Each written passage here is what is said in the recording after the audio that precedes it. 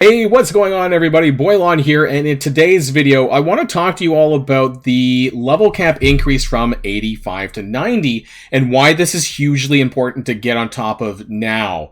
Because we have some events, including the upcoming Famine event, which is probably just around the corner in, I want to say, probably 2 weeks, 2 to 3 weeks. And why the levels are actually going to matter when it comes to this, and what you can do to get ahead of this a little bit in terms of how long it's going to take you to reach that coveted level 90 and why we should care.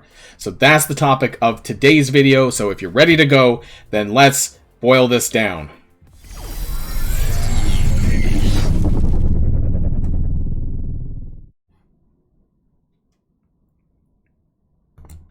And we're going to start here with a spreadsheet because I'm Boilon. There's always a sheet somewhere. Somewhere behind the scenes, there's always a spreadsheet for almost everything, unless I just decide not to do it.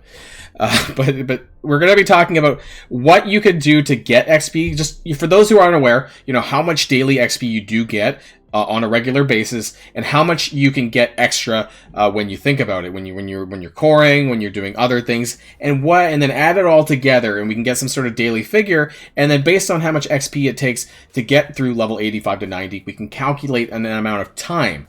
And then in the second part of the video, we're going to talk about why this matters and why this is important for you to consider maybe fast-tracking your levels a little bit. You don't have to whale out. I'm not talking about spending and buying campaign energy offers. There's lots of those, I'm sure, if you want to really fast-track that. But when you actually break it down, it's kind of funny how little value you're actually getting out of campaign energy offers. There's 2,000 campaign energy offers, but really that just fast-tracks you like about a day.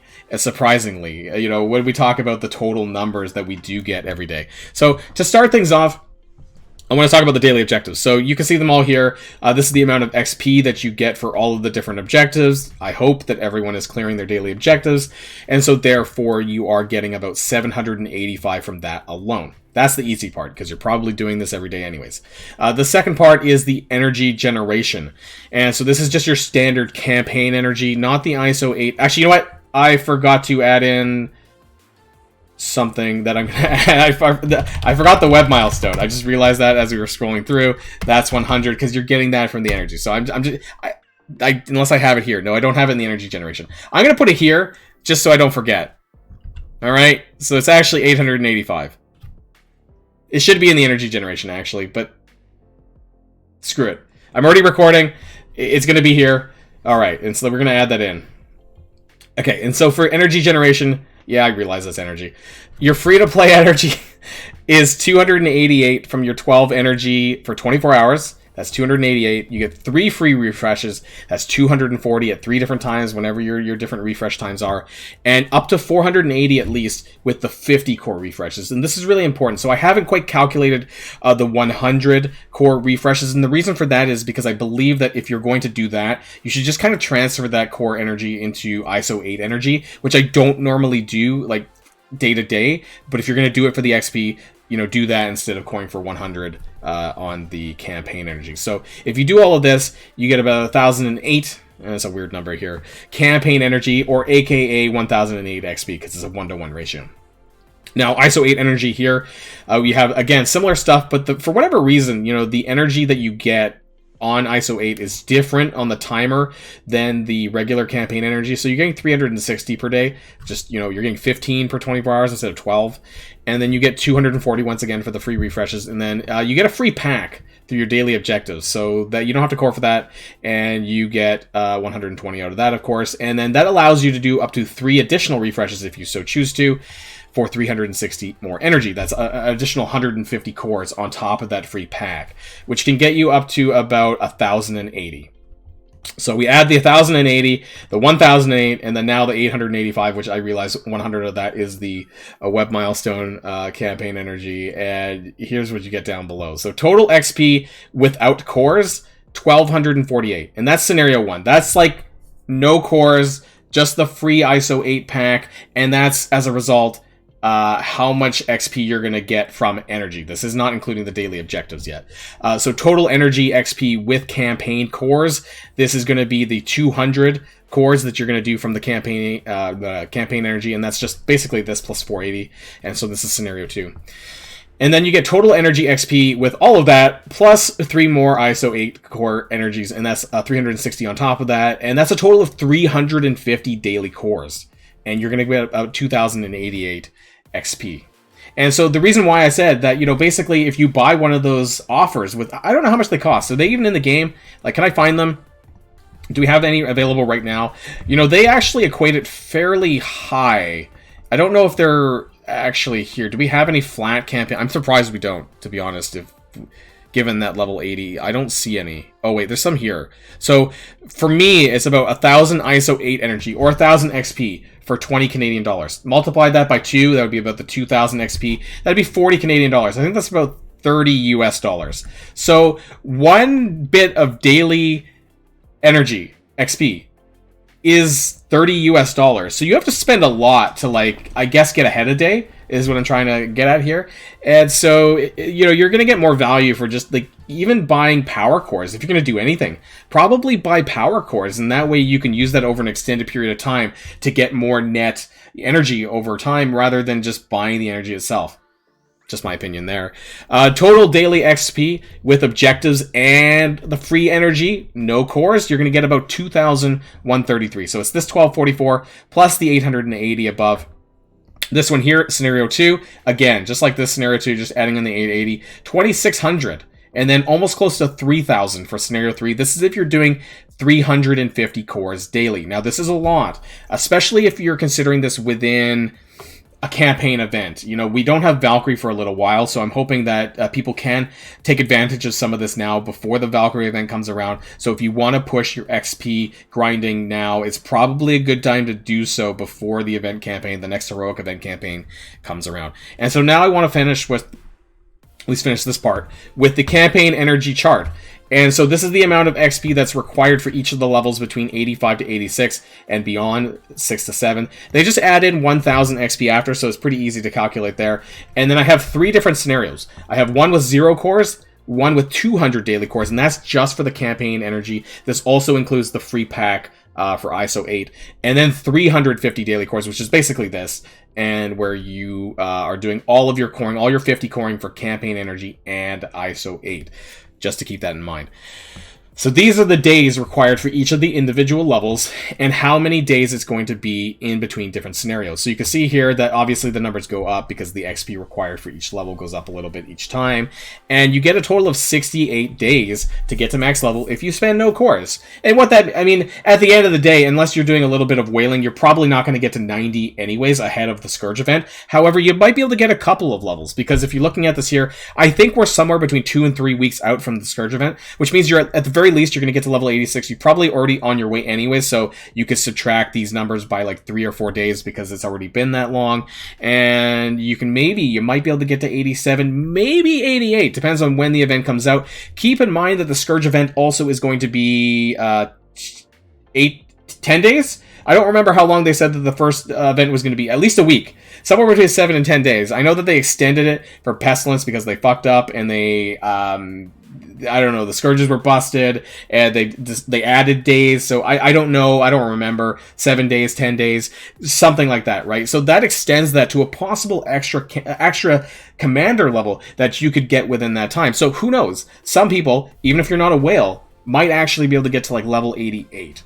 I don't think that you're going to get to level 90 unless you spend to, bridge the gap faster. But other than that, I think there's a good chance that a lot of us can probably get to level 87, level 88. And that's going to make a pretty big deal when it comes to stats on your characters. And we're going to talk about that just after that. So if you don't spend any cores, it's going to be 68 days. If you spend 200 daily cores, you're going to get a shave off of almost 2 weeks, actually, at 55 and a half days here. And then if you do 350 daily cores compared to 0 cores, you're going to get a shave off of almost 20 days. So it might not sound like a lot to you guys, but when events are on the line here, like the Scourge event with Famine, and for those of you who want to perform a little bit better for this event, then I think this is something to consider. You know, and I think for me, I don't know if I'm going to be spending 350 cores, because I don't know if I'm going to get to 88. But I at the very least, I want to fast track my way to 87 and maybe 88 if I possibly can. So I'm probably going to be definitely in the 200 daily core category. I have a lot of cores, so I might spend more on the ISO energy, because there are actually some classes I need to farm some green crystals for anyway. So I might double down and do that for the XP. But I just wanted to share this with you here just to let you know, and this will be available on my Discord as well. If you guys want to take a look at this later on. And, you know, there are some people who are already level like 88 plus, because those are the people who save their energy, you know, the Hoarders, the Krakens, the Cthulhus up there. So, you know, don't be concerned about what they're doing. But I want to talk about how this impacts the stuff coming up. That's why we referenced the Famine event, the Famine Scourge event, because that's going to be really important to your stats, to your characters, and having those additional levels will help. And so that's why I want to pivot really quickly to MSF.GG, and specifically Morgan Le Fay, because she just has such high stats that I want to show you how much difference the stats actually make in terms of the levels. So I have her at like more or less maxed out, and that's just for a comparison's sake. I know that you're not necessarily you're probably not gonna have a 7 yellow 7 red Morgan at level 80, gear tier 16 plus, level 4 ISOs, but I just want to share with you so you guys understand how much stats are changing per level. So this is level 85. She's got 1.33 million hit points and 53.4k damage. Those are kind of the main figures. Let's just go up by one level to 86, and I want to show that. And you see that you gain about 30k power. I don't remember how much, actually I didn't see how much that was in damage, but it was about 30 something k on hit points, right? And so as a percentage, it's probably, I believe that's in the realm of 2.5 to 3% of stats per level, at least in the hit points category. And then going up one more level, we go from 1.36 million hit points to 1.39. So you're seeing about a 2.5% health increase per level. And that might not sound like a lot, but when you say if you're able to get like 3 more levels, and you get that, that's like an extra 7.5% health on just stats alone for some of your integral characters that you're going to need for the Scourge event. Say the Young Avengers, right? You know, your main traded teams, and how this might allow you to push a little bit further.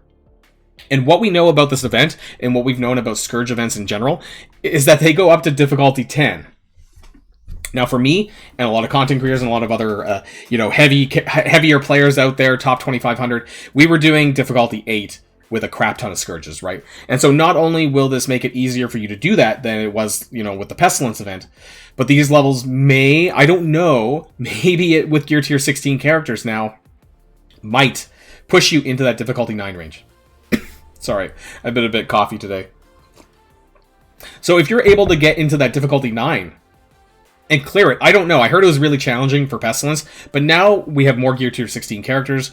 Some people might have level 90. And so how is that going to change and impact the total scoring, the leaderboard, and what we kind of remembered from Pestilence, and how that's going to change for Famine? People are not going to be on an even playing field. They weren't necessarily before with Pestilence, but now it's even less of an even playing field with that gap between level 85 and 90 and people being at different stages in terms of where they can level up their characters. Now, gold aside, of course, those stats are very meaningful. And that's why for these very important teams that you want to get as much power in as possible for them to make it easier to clear things, to clear Scourges and add Scourges on, it does matter. And so I would recommend people to consider the table here. And consider what scenario you want to be in. Do you want to be in the 0 cores? Do you want to be in the 200 daily cores? 350 daily cores? More? How much cores do you have available? I don't know. But, you know, I didn't go further because I think realistically this is probably the range that the majority of people are going to be in, is in these. Just know that if you decide to spend any more cores than this, you're going to be zooming along a little bit faster. Maybe you'll get an extra level before Famine. Who knows? But I just want to share this with you all anyways, because I want to get those levels. I want to make sure I get them so that not only will it make it easier for Scourge, but it might also make it easier for Doom Raid until the next Doom Raid comes out. You know, Doom Raid Mutant, Doom Raid 2 Mutant, and Doom Raid 2 Tech. Who knows? Maybe it might make it a little bit more palatable, all of this stuff that impacts your levels and your stats. So that's it. If you do want to check out the table, it will be available on my Discord, so do check that out. And of course, until next time, stay safe and healthy, and I'll see you all later. Boilon signing out.